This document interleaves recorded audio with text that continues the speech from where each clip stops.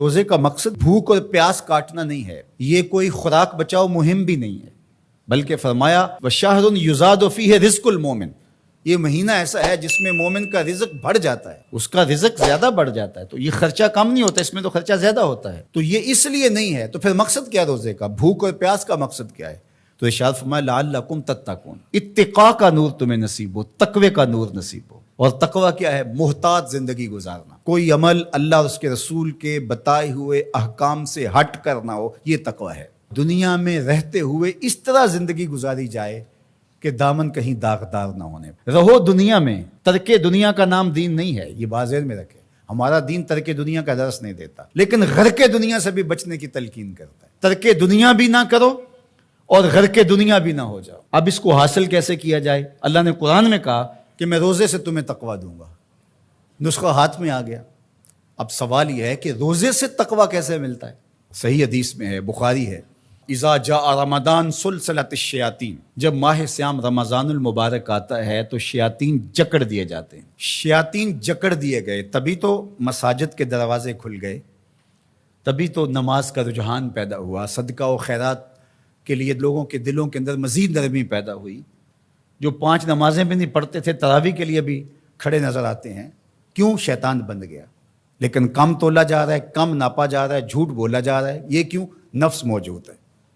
نیکی کا ماحول اس لیے پیدا ہوا کہ شیطان بند گیا، بدی پھر بھی موجود ہے اس لیے کہ نفس موجود ہے۔ اب ہمارا کام ویسے آسان ہو گیا کہ پہلے تنہا جان کو 2 دشمنوں کے مقابلے میں رہنا تھا اور جان لڑ نہیں پاتی تھی، اب دشمن ایک ہو گیا، ایک بندہ ہوا ہے۔ اب صرف جو ہے وہ ہم نے لڑنا ہے نفس سے، شیطان تو بندہ ہوا ہے۔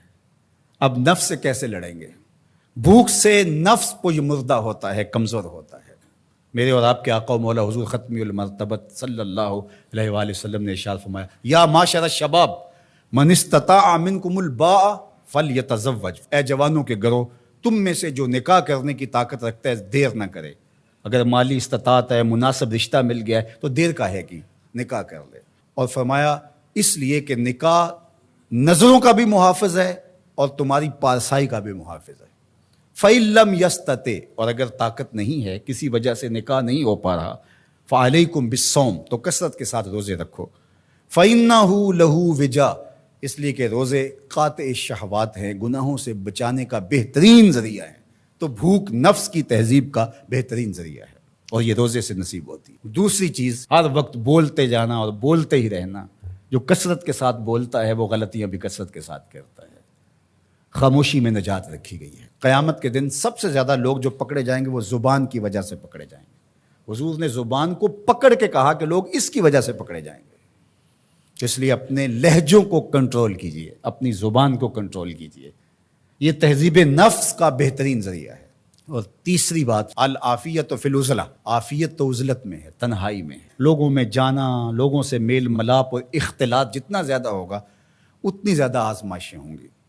اس لیے جہاں تک ممکن ہو دینی ضرورت کے لیے آپ کو جانا پڑتا ہے، ضرور لوگوں سے ربط رکھیں، لیکن ربط پورا پورا رکھیں، لیکن ربط بھی اچھے لوگوں کے ساتھ رکھیں۔ فرمایا تمہارا کھانا متقی کے علاوہ نہ کھائے کوئی، یعنی جس کی تم دعوت کرو وہ متقی ہو، پرہیزگار ہو۔ اچھے لوگوں کے ساتھ ربط رکھو، نیک لوگوں کی صحبت میں بیٹھو گے نیکی ملے گی، برے لوگوں کی صحبت کے ساتھ بیٹھو گے تو برائی ملے گی۔ تو آئیے میں اور آپ روزے کو اس کے آداب کی رعایت کے ساتھ رکھنے کا عزم کریں۔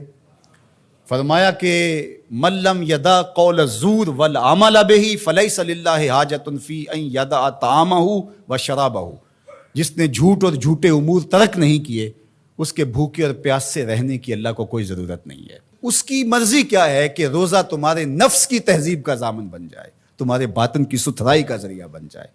تو اس لیے یہ نہیں کہ ماہ سیام آیا اور چلا گیا، کسی کی زندگی میں 40 رمضان گزر گئے، کسی کی زندگی میں 50 رمضان المبارک گزر گئے، لیکن جہاں کھڑا تھا وہیں کھڑا رہا اور پورا مہینہ روزے رکھے، تراویح پڑھی، لیکن اندر کی طرف توجہ ہی نہ دی۔ رمضان کے بعد جہاں کھڑا تھا پھر وہیں کھڑا ہو گیا آ کے، تو فائدہ کیا ہوا؟ اللہ اپنی پناہیں دے، امان دے، حفاظتوں کا حصار دے۔